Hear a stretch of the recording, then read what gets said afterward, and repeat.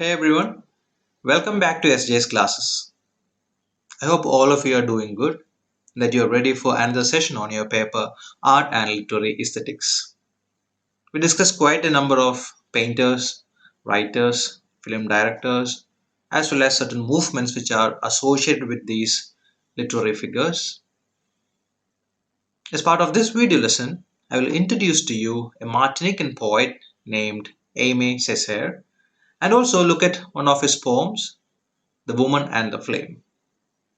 For those of you who are not familiar with this name, Aimé Césaire, here is an introduction to this poet, writer, and politician. Aimé Fernand David Césaire was a Martinican poet, author, and politician. Let me also tell you something about this island named Martinique. Martinique is an island in the eastern Caribbean in the Windward Islands, and it is administered as an overseas region of France. I spoke about Windward Islands. Windward Islands is a line of West Indian islands located on the eastern edge of the Caribbean Sea. So this is from where our poet is. He was born on June 26th, 1913 in Bass Point, which is a small town on the northeast coast of Martinique, and he died on April 17, 2008 in Martinique.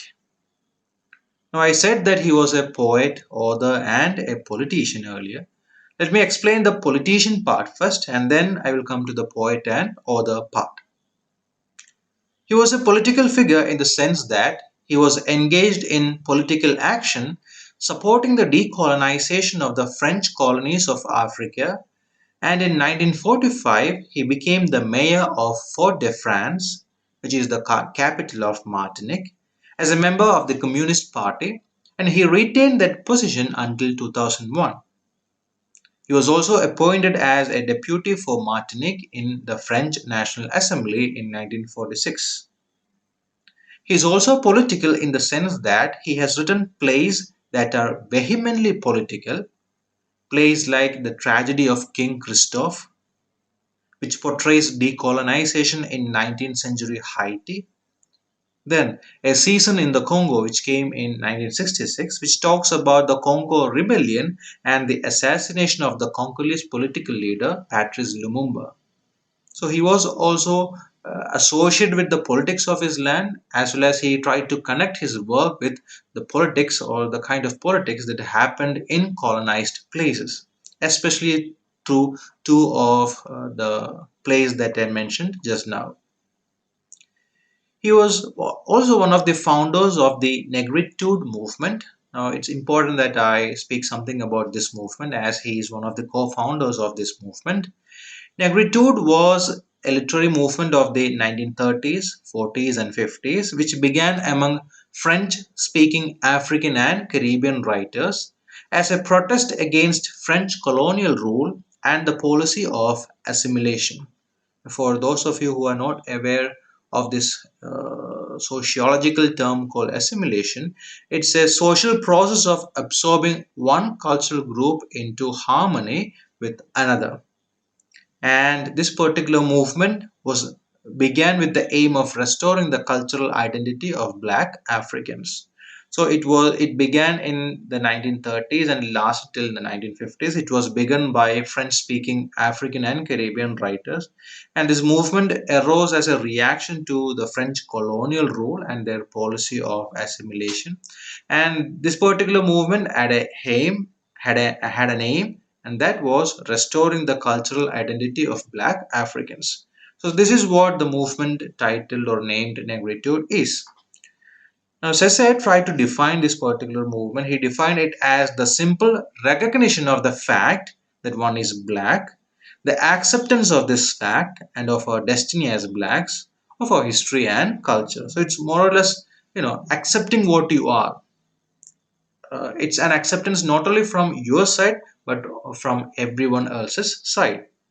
Now, he gave this particular definition, he gave his thoughts and ideas on this particular movement as well as a situation or the kind of plight that the colonized were facing in his work titled Discourse on Colonialism that came out in 1950, which is a book of essays that has become a classic text of French political literature.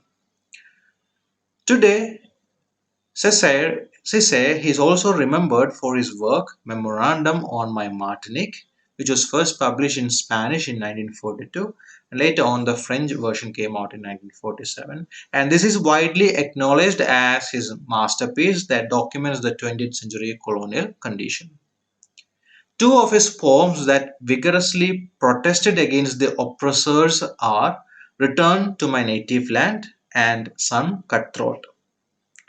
His books of poetry include Lost Body that came out in 1986, Collected Poetry 1983, Return to My Native Land 1969. One of his plays other than the political ones that I mentioned earlier are The Tempest, which is based on Shakespeare's play of the same title, and he's also one of the co-founders of the journal titled African Presence, which was begun in 1947 and which published the works of black francophone writers. Francophone are some people who speak French. Now you might be thinking why this particular writer or poet was included into your module. It is his strong affinity for the movement called surrealism that has qualified him to be included in this section of the syllabus. He found that this movement, called Surrealism, which freed him from the traditional forms of language, was the best expression for his convictions. It is under the influence of Surrealism that Césaire wrote his second collection of poetry titled Miraculous Arms that came out in 1946 and later Sun Cutthroat, which I spoke about earlier. His essay "Poetry and Knowledge", published in 1945, also espouses the surrealist principle of poetry as a means of liberating subconscious truth. So, in this particular module of your syllabus, we had discussed Cubism, Surrealism, movements which are associated with the poets and writers that have been incorporated into this particular module, and it is also says affinity for the movement called surrealism, which has made or qualified him to be incorporated into the syllabus, especially in this particular section. Now moving over to the poem, which is titled The Woman and the Flame. At the very outset, let me tell you that um, I could not find any, or I did not come across any material or research work or study uh, which could actually supplement my thoughts on this particular poem or augment uh, my interpretations to the poem. I had to literally start from the scratch. So there might be inconsistencies with respect to the kind of thoughts I share and the interpretations I make regarding the verses. So if you find that if any of my interpretations are a bit wavered, going off the track, or if you think that you can bring out a better interpretation to the verses, you are most welcome. You can incorporate them in the comment box. But I have done my best and I have tried to do justice to the verses. But still, if you think that there are better interpretations possible for the verses, please don't forget to mention them in the comment box. First, let's move on to the poem. The title of the poem is The Woman and the Flame. A bit of light that descends the spring head of a gaze, twin shadow of the eyelash and the rainbow on a face, and round about who goes there angelically ambling. You might have already figured out that the poetical syntax is kind of tricky. It's very hard to arrive at a particular conclusion or a meaning with respect to the combination or the arrangement of words or the poetical verses. So, the very first part of the poem tells us that this poem is a sort of address. It is addressed to someone, and that someone is whom we see as a bit of light descends the spring head. The springhead means source, source of something, source of a stream, source of a river, source of a spring. So here it must be the source of light that the poet is trying to bring out. So we see this person who is being addressed by the poet as a bit of light descends from the springhead, and as you gaze or look steadily, you see this person walking angelically, which means like an angel, and she seems so roundabout. This person seems like an angel roundabout, which means she looks, or the person looks like an angel from all directions. Or possibly this person is kind of moving, wandering aimlessly in all directions. The person's walk is also described as ambling, and ambling means walking leisurely. So it's more or less like a leisure walk without any particular direction or without any particular purpose.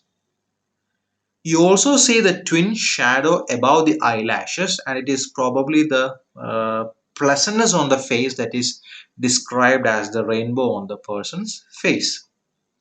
The shadow above the eyelashes could mean that the addressee in the poem is a woman. Let's move on to the second part. It's not that this poem is divided into stanzas or parts, it's for the sake of explanation that I have divided into parts. Woman, the current weather matters little to me. My life is always ahead of a hurricane. So, in this part of the poem, we confirm that the addressee is a woman, and the speaker of the poem addresses her and tells her that, Woman, the current weather matters very little to me. And why does it matter little? Because the speaker's life is always ahead of a hurricane. The hurricane could symbolically mean chaos, disturbance, disorder, troubles, difficulties, problems, or rather generally the rough times or the hard times that the poet or perhaps his country or his fellow men are facing. So the present might be calm, but the poet says that it is just a calm before the storm. You are the morning that swoops down on the lamp, a nightstone between its teeth. You are the passage of seabirds as well, you who are the wind through the salty ipomaeas of consciousness, insinuating yourself from another world. So the speaker further tells her that you are the morning that swoops down. Swoops down means to rush downward quickly in an abrupting, sweeping kind of motion, which reminds us of the swift motion of an eagle, as it comes down after having a lock on its prey. So here the speaker addresses the woman as the morning that swoops down on the lamp, which is probably a metaphor for night, and it does so with a nightstone between its teeth. A nightstone, must be the dark, smooth, and polished rock stone. It's probably because we have the imagery of a bird swooping down. We have the usage of the pronoun its. You see that, or you read that the poet addresses the woman or the thing that has been described in these verses as its. So it's probably because of the imagery of the bird that the poet has shifted from using the pronoun her to its. Again, the poet says that you are the passage of seabirds as well. The addressee again is the woman, but we are gradually put into confusion when the poet says that you are the passage of seabirds as well. So, the woman that the speaker or the poet addresses, is it a person at all? Or is it the nature that the speaker addresses? Or is it his Martinican island that Césaire is talking about? It's kind of difficult to arrive at a conclusion regarding that. So, these are all possible interpretations. So it is something to be found, and let's hope that we will find it at the end of the poem, which is very difficult to say. So the poet says, You are the passage, meaning the possible meaning is that you provide passage or way for the seabirds. The speaker also says that you are the wind that blows through the salty ipomeas of consciousness, insinuating yourself from another world. Ipomea is a plant also known as morning glory. Its flowers occur in the shape of a gramophone and are usually blue or purple in color. Salty ipomea probably indicates the presence of sea in the poet's mind, as he is from a region that is surrounded by the sea. Or it could also be a mentioning of the disturbed consciousness of the speaker. Salty, the adjective salty could also indicate the kind of disturbed state that you have. So the poet, towards the end of this part of the poem, addresses the woman as something that insinuates, meaning something which enters slowly from another world into the troubled consciousness of the speaker or poet. Let's move to the final part of the poem. Woman, you are a dragon whose lovely color is dispersed and darkens so as to constitute the inevitable tenor of things. I am used to brush fires. I am used to ashen bush rats and the bronze ibis of the flame. Woman, binder of the foresail, gorgeous ghost, helmet of algae of eucalyptus, dawn, isn't it? And in the abandon of the ribbons, very savory swimmer. So the poet continues his analogy or comparison with the woman. Earlier he said that she is the morning and also the passage of seabirds. She is the wind, and in this particular part, the poet says that you are a dragon.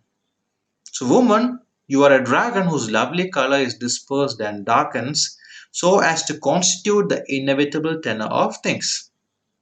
So the speaker winds up the entire poem by saying that you are a dragon, woman, you are a dragon whose lovely or appealing or enjoyable color is dispersed all on herself as well as around her, and it darkens. Probably the interpretation or meaning is that it deepens so as to constitute or absorb the inevitable tenor of things. The meaning of this particular phrase is everything around her, or the meaning is or the another possible meaning is that everything that happens around her. So her lovely color, it disperses all around her and it darkens or deepens so as to incorporate or absorb everything that happens around her.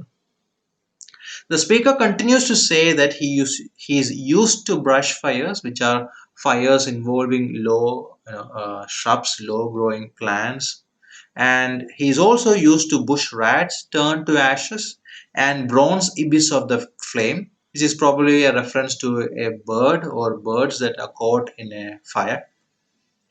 He finally winds up calling woman as the binder. Binder is something that binds things together. So she acts like a binder. She holds different parts together, different things together. She is the binder of the foresail. Foresail is the principal sail or the most important sail of a boat. So probably the poet tries to say that she is something who binds the important elements of the poet's life, the speaker's life. uh, she is also the gorgeous ghost helmet of the algae of eucalyptus, which could mean that she appears as a gorgeous ghost who wears a helmet or a crown made of the beautiful flowers of eucalyptus tree, or made out of the algae on the eucalyptus tree. These are all far-fetched thoughts. These are all wild guesses. As I said earlier, I did not come across anything that could augment my interpretations, but these are all far-fetched or wild guesses which would actually be true. Who knows?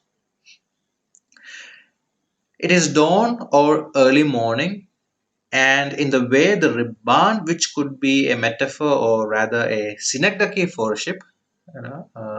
Ribbon means the woods that are used to construct the ship, and in the way the ribbon has been abandoned, it shows that probably the woman is an attractive or a respectable swimmer. So that is how he winds up the poem. So the interpretations might be a bit vague for you guys, but this is the best that I could do. As I said earlier, if you think that there are further interpretations possible, there are many meanings which I have not been able to discover as part of my reading of the poem, you are welcome to note down in the comment box, and I will certainly look into it and see if I could further articulate your meanings in a separate video lesson that I might be able to do on this topic. Anyway, thank you so much for being with me. If you are on my channel for the first time, please don't forget to subscribe and also share this video to anyone who think that might be interested in topics related to literature. Thank you so much. I will see you in another video lesson.